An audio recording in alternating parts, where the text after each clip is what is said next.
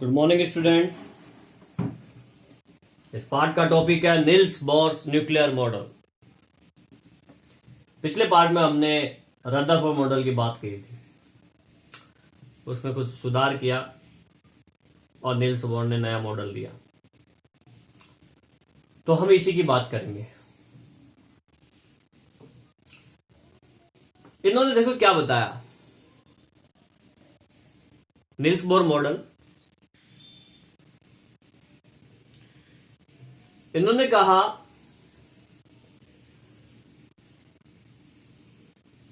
कि जो रेडिएशन है, रेडिएशन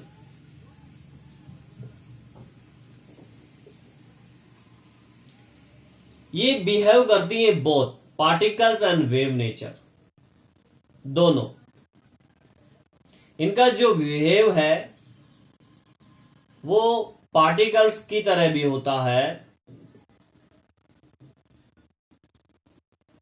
एंड वेव की तरह भी।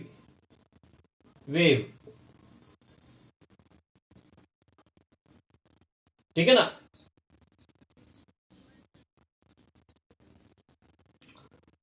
According to this model, the spectrum of atom is not seen continuously. इन्होंने कहा कि स्पेक्ट्रम का जो एटम का जो स्पेक्ट्रम है वो कंटिन्यूसली नहीं होता। तो कौन सा होता है? लिनियर होता है। इनके अकॉर्डिंग जो स्पेक्ट्रम है, नील्स बोर के अकॉर्डिंग, ये स्पेक्ट्रम के टाइप होते हैं। ठीक है, इसकी बात करेंगे हम नेक्स्ट पार्ट में। आगे के जो पार्ट आएंगे उनमें स्पेक्ट्रम का जब टॉपिक आएगा तब ये स्पेक्ट्रम के टाइप्स बताऊंगा मैं आपको। कंटिन्यूसली और लिनियर स्पेक्ट्रम होता है दो टाइप का। तो अभी तक क्या माना जाता था कि एटम का जो स्पेक्ट्रम है वो कंटिन्यूसली होता है, पर इन्होंने बोर ने कहा, नील्स बोर ने कहा कि ये स्पेक्ट्रम जो है वो लिनियर होता है।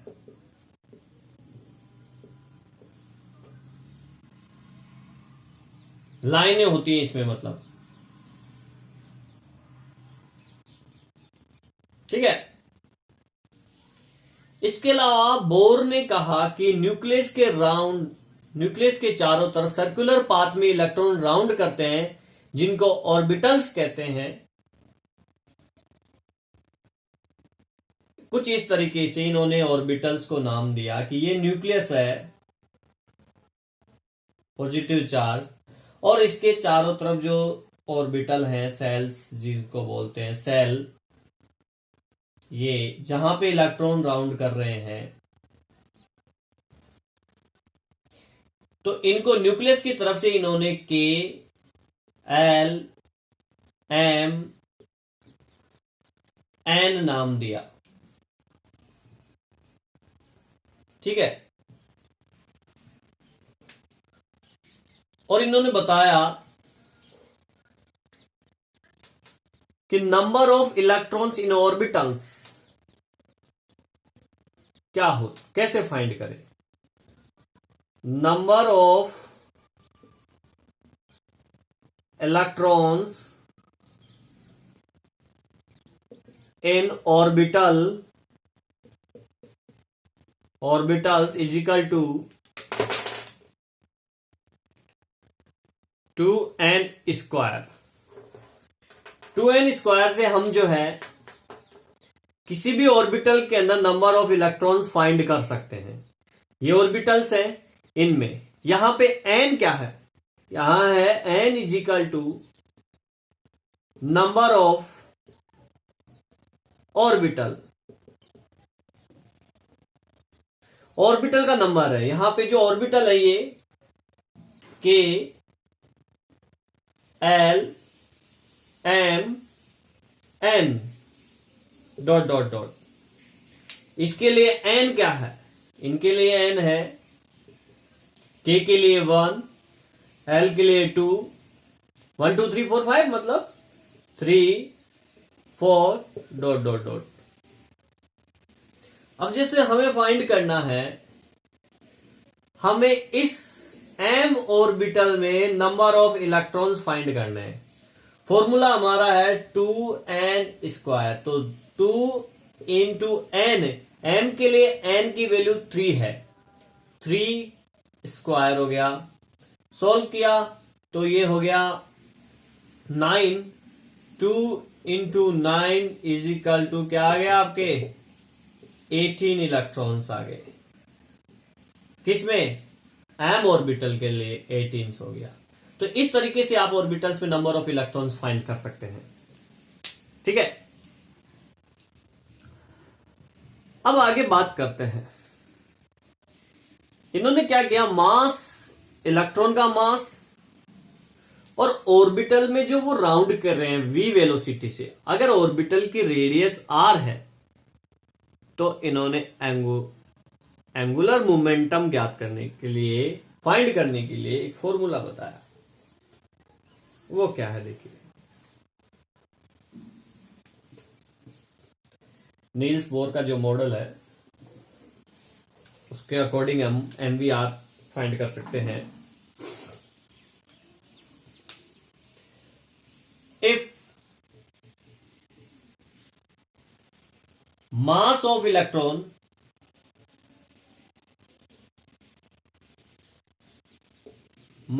electron is m,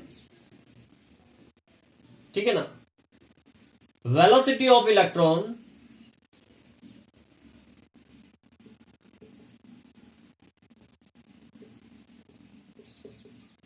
v,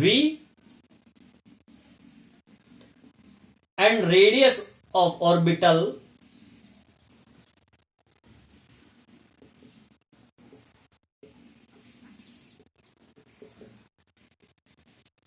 is equal to r, then angular momentum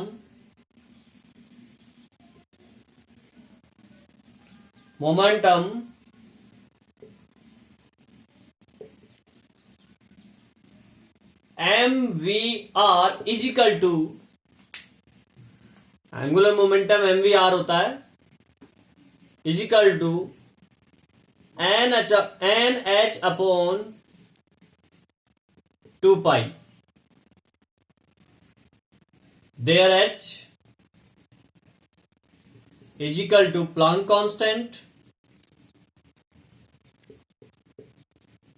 constant है, यहां पे h प्लांक कांस्टेंट है जिसकी वैल्यू होती है 6.62 इंटू 10 की पावर -34 जूल सेकेंड। ठीक है, तो इसमें हम इलेक्ट्रॉन का एंगुलर मोमेंटम निकाल सकते हैं। ये चीज बता रहा है कि ये न्यूक्लियस है और ये सेल है। मान लीजिए ये सेल है, यहां पे जहां पे इलेक्ट्रॉन राउंड कर रहा है, इस वाले इलेक्ट्रॉन की बात कर रहे हैं अपन, ये इलेक्ट्रॉन है।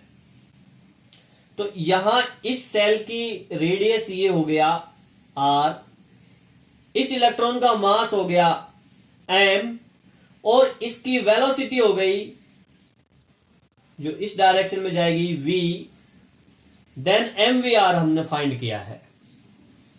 आगे बात समझिए, NH अपॉन 2 पाई फॉर्मूले से। आगे देखिए, एनर्जी जो डिफरेंस है अगर निकालें,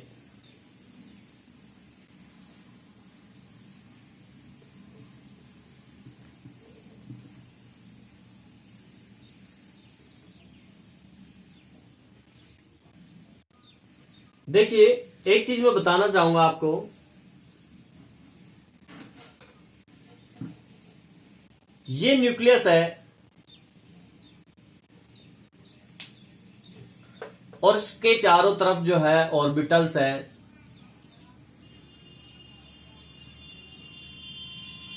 एक ये है, यहां पे कोई इलेक्ट्रॉन है, ये इलेक्ट्रॉन है, ठीक है। अगर मैं इस इलेक्ट्रॉन को एनर्जी दूं तो ये जंप करके लोअर सेल से अपर सेल में चला जाएगा। हमने इसने एनर्जी ऑब्जर्व की इसने,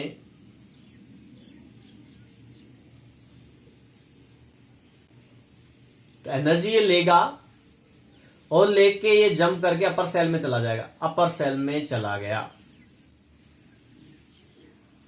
ये लोअर सेल होती है, ये अपर सेल है, इससे आगे और अपर सेल हो जाएगी, ये lower shells to upper shell में। कब ऐसा कब होगा?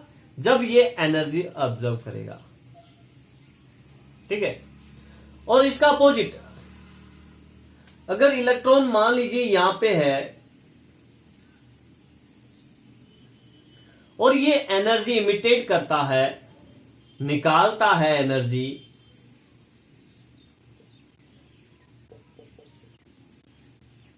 ऐसी कंडीशन में इसकी एनर्जी कम होगी और ये अपर सेल से लोअर सेल में जंप करेगा। ठीक है ना? तो अब ये जो ऑब्जर्व एनर्जी है और इमिटेट जो एनर्जी है, इन दोनों एनर्जियों का जो डिफरेंस है, यानी energy difference del E is equal to किसके इक्वल होगा? एच न्यू के। न्यू जो होता है वो हो जाएगा del E upon h. Nu आप जानते हो फ्रीक्वेंसी है, न्यू फ्रीक्वेंसी है।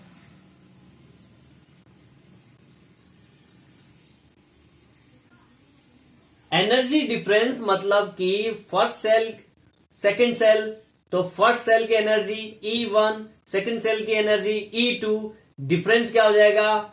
E2 minus E1, energy difference यही होगा। यानी कि डेल E क्या है यहां पे? E2 माइनस E1 है, तो ये वैल्यू यहां रख दें तो क्या हो जाएगा? Nu is equal to E2 minus E1 upon h, Planck constant. और यहां पे न्यू मैं आपको बता ही चुका, फ्रीक्वेंसी है फोटोन की फ्रीक्वेंसी। ठीक है ना? इस रूल को क्या बोलते हैं? इस रूल को बोलते हैं फ्रीक्वेंसी रूल ऑफ बोर। ठीक है? तो हम यहां पे इस फॉर्मूले से एनर्जी डिफरेंस निकाल सकते हैं।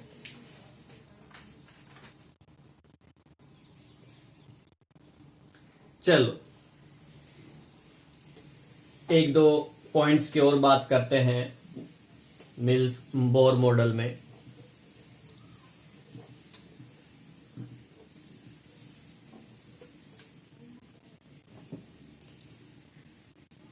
देखिए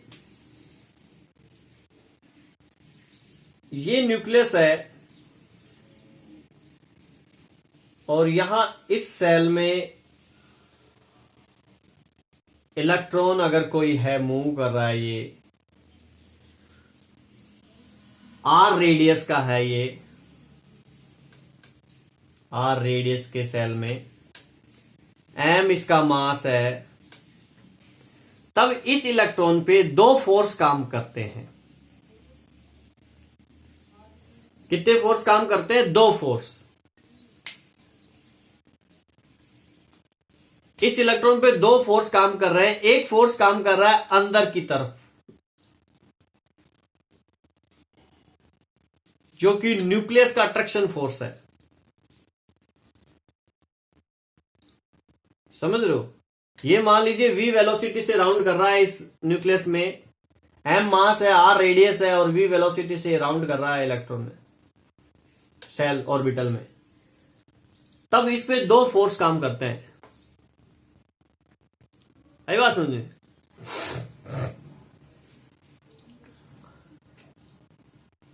जब इस सर्कुलर पाथ में राउंड करता है तब फोर्स होता है सेंट्रीफ्यूगल फोर्स, जो कि बाहर की तरफ लगता है। इस इलेक्ट्रॉन पे बाहर की तरफ एक फोर्स लगेगा इस डायरेक्शन में,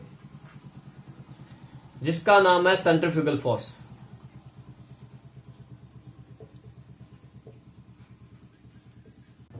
फ्यूगल फोर्स। और एक फोर्स लगता है इनसाइड, अंदर की तरफ।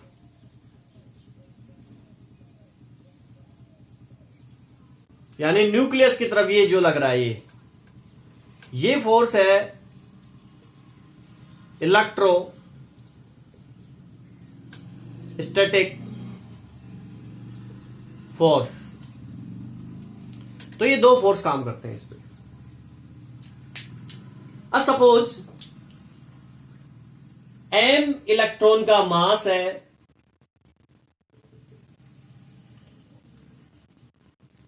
जिस पे चार्ज है, इस इलेक्ट्रॉन पे चार्ज जो है वो E है, इसकी वेलोसिटी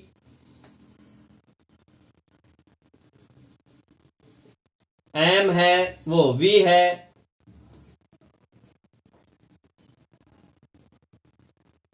जिस ऑर्बिटल में राउंड कर रहा है उसकी रेडियस r है।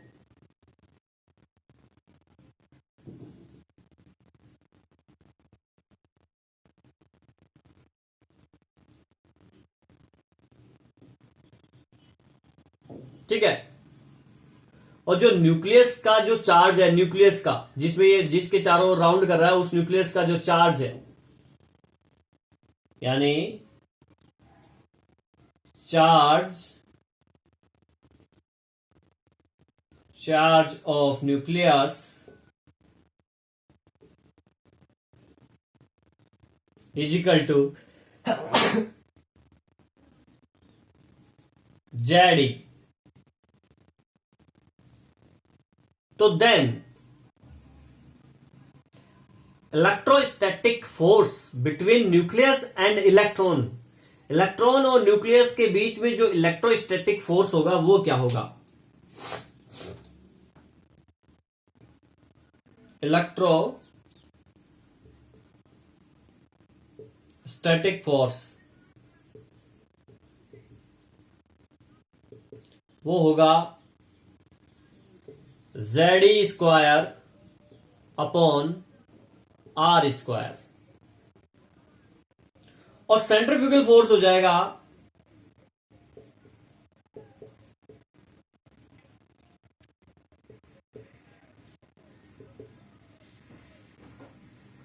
सेंट्रीफ्यूगल फोर्स होता है इसके equal mv square upon R के। और इस mv स्क्वायर अपॉन R को हम इसके इक्वल कर सकते हैं, ये इसके इक्वल होता है तो ZE square upon R square के, यानी ये इसके इक्वल होता है ये। तो यहां से हम इक्वेशन नंबर 1 निकाल लेते हैं। ये R कट जाएगा इसके एक R से, तो क्या आएगा? तो हमारा इक्वेशन नंबर 1 आ जाएगा mv square is equal to ZE square upon R।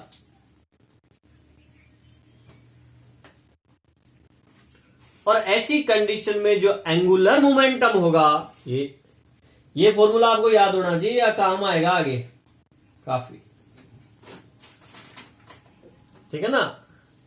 mv square is equal to क्या होता है? ZE स्क्वायर अपॉन R के। और एंगुलर मोमेंटम मैंने आपको बताया था क्या होता है? mvr। ये इक्वल होगा nh अपॉन 2 ये हम पहले ही बात कर चुके। ये हो गया इक्वेशन नंबर 2। तो ये दोनों फॉर्मूले आपको नेक्स्ट पार्ट में काम आने वाले हैं, जब हम ऑर्बिटल की रेडियस और वेलोसिटी वगैरह, ठीक है ना, एनर्जी वगैरह ये कैलकुलेट करेंगे तब आपको ये दोनों फॉर्मूले काम आने वाले हैं, इसलिए इनको आपको लर्न करना है। mv square is equal to z square upon r, equation number 1, और mvr बराबर NH अपॉन 2 पाई। ठीक है।